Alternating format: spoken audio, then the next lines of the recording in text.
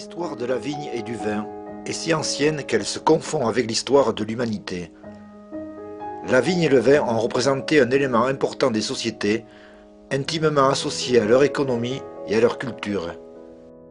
Aujourd'hui, je suis parti vous faire découvrir le domaine de Bazillac, un domaine datant de 1636, soit 6 générations qui se sont succédées. Une parcelle un peu particulière à Jurançon, c'est parmi les plus vieilles vignes de Jurançon. Ces vignes-là ont plus de 150 ans. Ce qu'on ne sait pas, c'est est-ce qu'elles ont 200 ou 250 ans, on n'en sait rien. Mais il y a 150 ans, elles étaient déjà.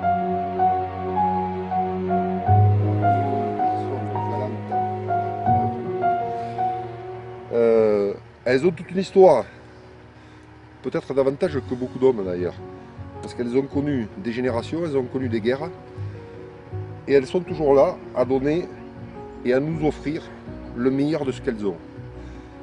Et donc ces vignes-là, aujourd'hui, on ne va pas les vendanger parce que on va attendre la surmaturité pour faire ce qu'on appelle chez nous, au domaine Bazillac, le haut de gamme, qui s'appelle le Daïs. Et vous voyez, c'est des vignes qui ne produisent pas énormément.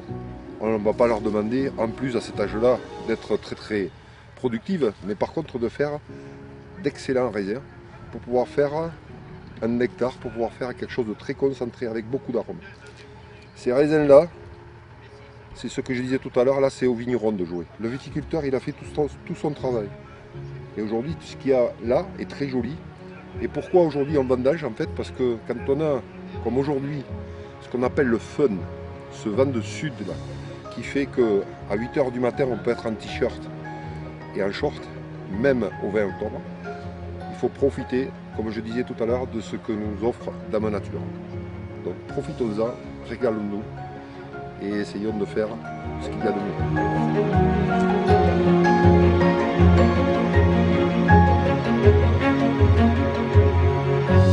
6 générations de viticulteurs à Jurançon, une histoire familiale sur la commune de Jurançon. En plus, particularité, même si on est très près de Saint-Faust, on habite dans le quartier qui s'appelle le quartier de la Chapelle-de-Rousse. Particularité de cette maison du domaine Bazillac, c'est la volonté de créer des vins moelleux ou secs, destinés essentiellement à de la clientèle particulière. Notre vin, vous ne le trouverez nulle part ailleurs. Ni à Carrefour, ni chez Leclerc, ni dans les cavistes. Toute notre clientèle est ici. Alors pourquoi on peut le faire ça? On peut le faire d'abord parce qu'on a une taille très moyenne. C'est-à-dire qu'on a 4 hectares de vignes. C'est un choix de pouvoir expliquer aux gens le travail qu'on fait et d'avoir cette proximité avec la clientèle que l'on a. Ça pour nous c'est très important. Tous les jours expliquer notre métier. Alors aujourd'hui on a vendangé, on a passé je pense un très bon moment. Bon, pas trop, je vais vous montrer rapidement un peu. Dernière chose, vous prenez une caisse chacun. Donc là ça sera un par rangée. Parce que le pourri vous allez l'avoir beaucoup d'un côté et pas trop de l'autre. Pour éviter de monter et de descendre. Sachant que le but c'est de faire par rangée jusqu'à l'aller une caisse, sortir par rangée. À peu près le but. Ne vous inquiétez pas si vous avez une demi-caisse ou une caisse archi-pleine, les rangées ne sont jamais les mêmes. Donc évidemment, il y a un peu plus de pourri à l'une, et vous allez voir, il y en a très peu en haut. Par contre, vers le fond, vous allez en trouver de la rangée. Voilà, il y a une grosse différence. Voilà. Alors je vais vous montrer rapidement.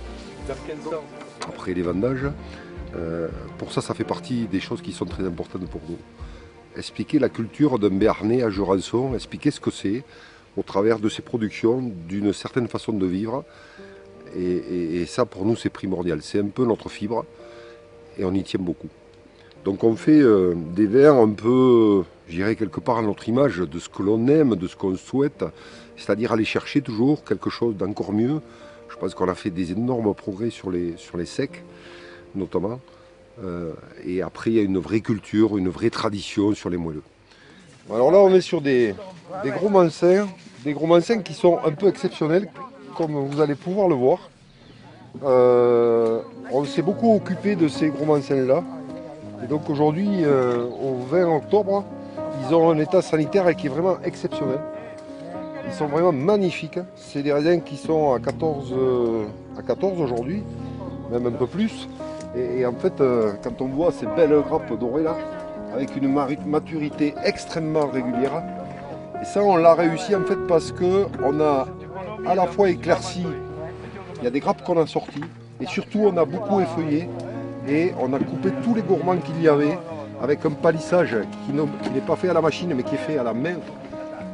Et donc là, ça permet d'avoir une répartition qui est vraiment parfaite du raisin. Et donc là, on arrive à en sortir la quintessence. Et donc ces raisins-là, vous allez les retrouver dans ce qu'on appelle chez nous le base. Le base, c'est notre sec. Parce qu'avec ces raisins-là, on arrive à faire des super secs, à maturité, sans pourri, vraiment quelque chose de très aromatique, et on arrive à faire des choses très sympas avec ce genre de raisin.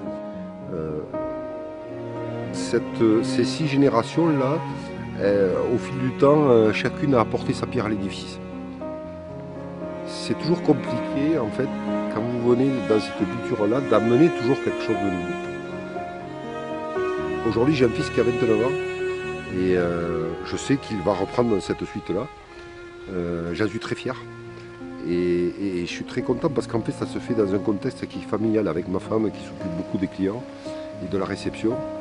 Et pour nous ce qui est important c'est que toute personne qui passe dans notre domaine, quand il repart, il a vraiment le sentiment d'avoir écouté une histoire, d'avoir compris quelque chose et d'avoir compris surtout pourquoi notre métier nous plaît tant. Ça c'est important. Alors là, le viticulteur a fait tout son travail. Les grappes qu'il y a aujourd'hui, elles sont magnifiques. Et ce qui reste après, d'ici 15 jours ou 3 semaines, devrait être quelque chose d'extraordinaire. Maintenant, place au travail du vigneron. C'est pas la même chose. Le vigneron, c'est celui qui va accueillir un raisin dans son pressoir et qui va le transformer en vin. Et c'est ça qui va être intéressant. Donc derrière, pas de droit à l'erreur avec des raisins aussi beaux que cela. Alors, bien sûr, vous êtes les bienvenus, qui que vous soyez. On passera le temps qu'il faut. C'est notre plaisir. Au travers d'une dégustation toute simple, d'une dégustation un peu plus étayée, de parfois vous guider dans vos approches des vins, comment vous les appréciez, vous aider aussi dans le développement de vos goûts, de vos saveurs, de vous initier aussi à certaines choses. Ça pour nous c'est très important aussi. Et puis voilà, venez nous voir. Et dans un cadre que je crois sympathique, la première chose qu'on voudra échanger avec vous, au-delà de la passion du verre, c'est d'abord l'histoire qui nous lie. Et on vous dit à très bientôt. Donc c'est elle aussi qui vous accueillera. Je ne suis pas tout le temps là. Mais rassurez-vous, elle vous donnera le meilleur accueil et toutes les explications et la passion qu'elle a dans les vins.